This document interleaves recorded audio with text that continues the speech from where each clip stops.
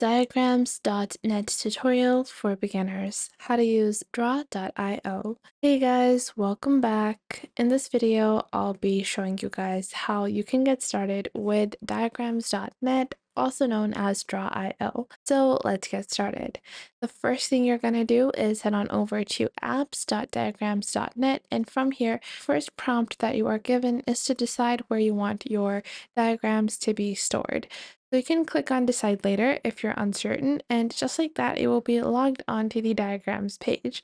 This is what I love about using diagrams.net. You will see that if you click on the top left, you will be led to drawio.com, where you will see the first diagramming tool for Teams. It is a super secure and simple to use drawing tool, which can be really helpful in building workflows. And you will see on-demand system development. You have this entire really nice mind map that has been created. So you can build your own diagrams using Draw.io. And the best part is that you would save these directly into your own storage, such as your Google Drive or your own storage. And this ensures that all of the diagrams you are creating are going to remain safe. So on the plus icon, if you click on over here, you can click on template and you will see certain templates that are available. You have some basic smart templates, some business templates, some charts, some flow charts, engineering templates. So if you ever feel like you're lost and you don't know how to set up your workflows, then you can even use some pre-existing templates. So I want to build my Instagram, or I want to build my brand Instagram launch like this. And once I do that, I am going to get started with my shapes. So on the left, you have this panel for your general shapes. Then you have miscellaneous, where you have charts, tables, and things like that. Then you have advanced shapes, which includes things such as arrows and, shapes that are a bit more complicated. Then you also have some basics as well as flowcharts, entity relations, and UMLs.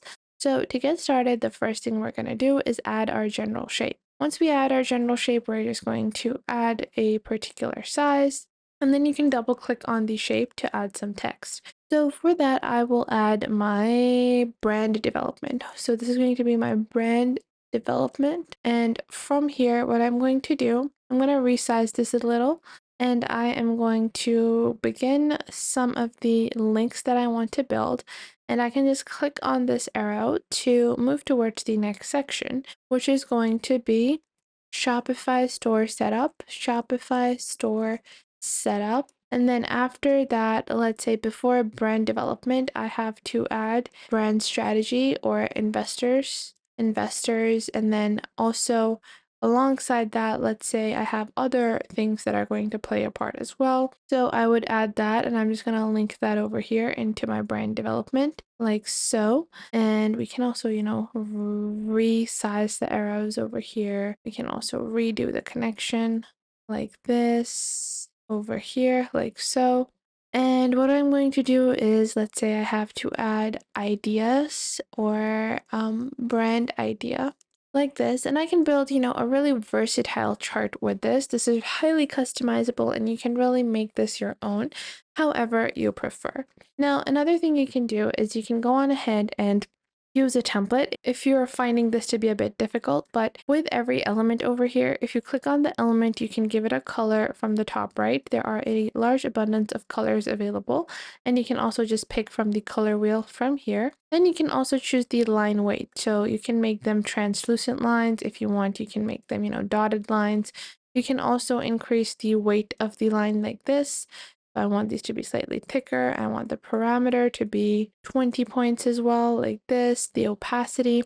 Then you can also choose your overall background colors if you want to add a background color to your particular page or your particular block as well. So I'm going to add a really pale pink color because I like working on a pink. Now after that, you also can choose if you want your items to look sketched or shadowed. You can also choose connections and paper size. On the right, you also have the styles, the default styles that you can apply, so that can be helpful in making a cohesive mind map. Now, if I want to make these customizations all to a template, I'll show you guys how to do that as well. I'm just going to delete all of this, and I'm going to click on the top plus icon. And once I click on this icon over here, I can click on template over here, and I will use let's say I want to use a organizational chart template. So I can just open this up and I can click on insert, and you will see it directly be inserted. And this is a really simple organizational chart template. If there is another type of template, so let's say I want a business template, and this is going to be something like this. So we can add that over here as well.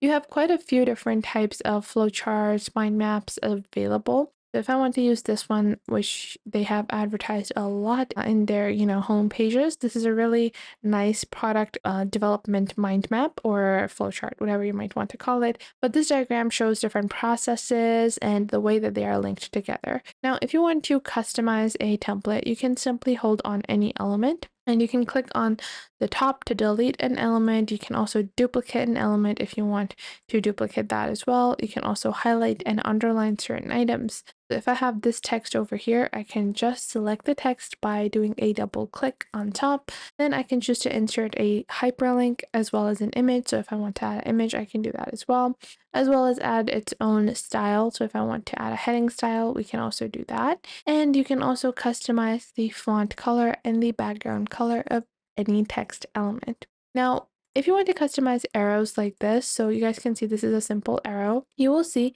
that you can choose to delink items as well. And if you want to delete an arrow, just click on delete like so. Now, for any arrow that you have, you can see this particular line section on the top. This particular line section dictates the shape of your arrow, so you can choose how you want your arrows to be shaped like this. For most gender diagrams, you're going to want either, straight curves or, straight arrows like this, and, it will adapt its shape accordingly. So it's running through the section where it says progress report. So I might want to curve it a little like that. And I would just hold this and just move it towards the top over here. You can customize any element and you can delete elements as well. So if I delete the central element, it's linking to nothing. But if my processes are linking together, I can do a really simple trick where I delete the arrows on one side, just delete, the primary arrows of the middle, and directly link the arrows from the top to the bottom.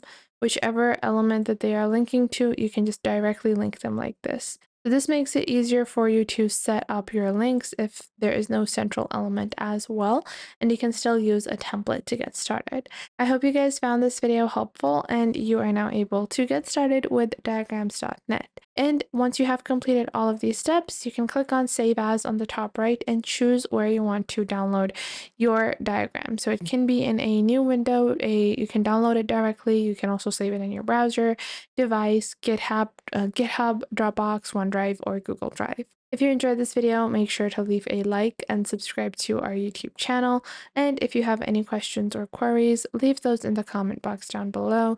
I would love to know what you guys have to say.